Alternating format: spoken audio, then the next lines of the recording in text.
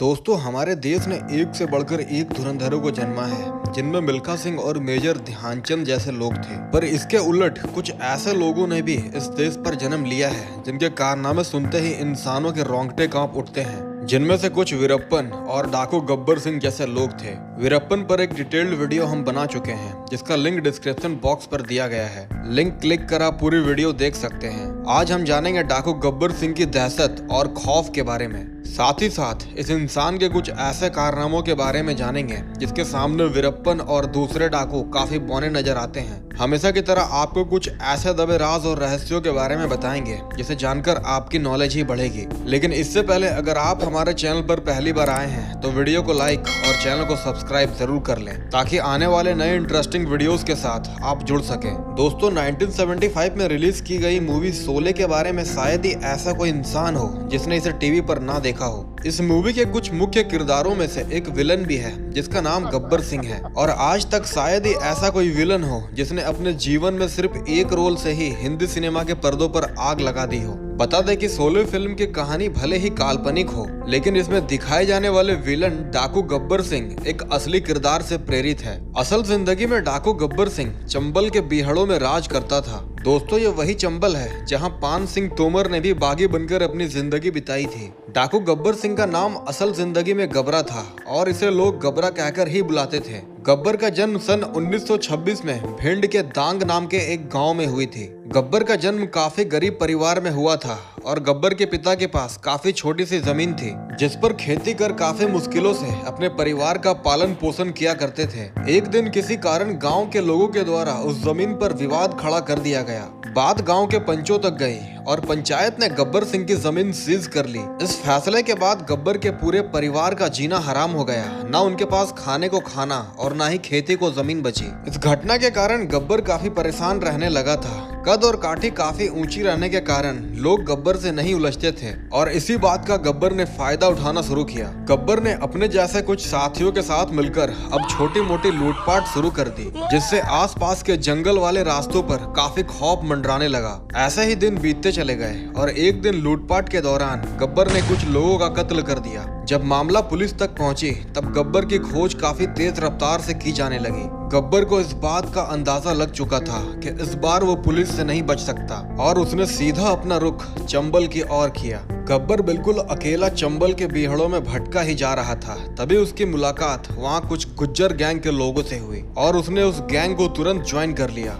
Gang member बने रहने के दौरान गब्बर की मुलाकात एक तांत्रिक से हुई, जिसने गब्बर को पुलिस इनकाउंटर से बचने को एक अनोखा रास्ता बताया। तांत्रिक के मुताबिक अगर गब्बर 116 लोगों के नाक और कान काटकर अपनी कुलदेवी को चढ़ाए तो वो पूरी जिंदगी इनकाउंटर से बचा रह सकता है। अब क्योंकि गब्बर काफी अंधविश्वासी किस्म का इंसान था, उसने तुरंत इस बात को मान लिया। अब गब्बर ने अपनी एक अलग गैंग बनाई और उसने चारों तरफ के इलाकों में खौफ का ऐसा माहौल बना डाला कि जब कोई बच्चा रोता तो उसकी माँ उसे यह कहकर चुप कराती कि सो जा बेटा, वरना गब्बर आ जाएगा। दोस्तों, ये वही लाइन्स है जिसे अक्सर आपने टीवी पर सुनी होगी। असल में इस लाइन का जन्म इन्हीं सारे घटनों के दौरान हुई थी। जब कभी भी गब्बर को इस बात की संदेह होती कि किसी ने पुलिस तक उसकी रिपोर्ट पहुंचाई हो, फिर चाहे वो गैंग मेंबर्स ही क्यों ना हो, गब्बर उसे मौत के घाट उतार देता। इसी कारण कोई भी इंसान अब खबरी बनने को तैयार नहीं था, जिससे कि पुलिस की मुसीबतें काफी बढ़ चुकी थी। पुलिस ने अब चुपके से गांव के बच्चों को अपना खबरी बनाया।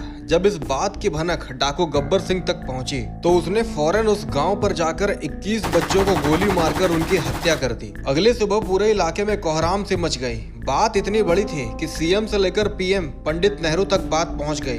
बड़े नेताओं की एक साथ मीटिंग हुई और पुलिस वालों को यह साफ हिदायतें भी दी गई कि जल्द से जल्द डाकू गब्बर सिंह को पकड़ा जाए, फिर चाहे जिंदा या मुर्दा। इसके बाद पुलिस वालों ने मिलकर एक एसटीएफ टीम का गठन किया, जिनमें सिर्फ उन ऑफिसर्स को रखा गया जो कि इनकाउंटर में काफी एक्सपर्ट थे। ऐसे ही दिन बीतते चले गए और गब्बर का कोई अता पता नहीं चल पाया। इस दौरान गब्बर ने चारों तरफ अपना आतंक और भी ज्यादा फैला दिया और तांत्रिक के कहे मुताबिक उसने 100 से भी ज्यादा लोगों के नाक और कान काट दिए। उस दौर में जब भी कोई कटे नाक या कान वाला इंसान सड़क पर दिखता तो उसे देखने को सैकड़ों लोगों की भीड़ उमड़ पड़ती, सिर्फ इस कारण कि डाकू गब्बर सिंह ने उस इंसान की नाक काटी है। पुलिस वालों के लिए ये पल काफी भारी गुजर रही थी। इसी दौरान एमपी के सीएम ने डाकू गब्बर सिंह के ऊपर 50,000 रुपए की एक मोटी रकम इनाम के तौर पर रख दी। देखते ही देखते राजस्थान और यूपी ने भी 50 और 10,000 रुपए गब्बर के ऊपर रख दी। कुल मिलाकर 1,10,000 रुपए इनाम के तौर पर रखे जा चुके थे।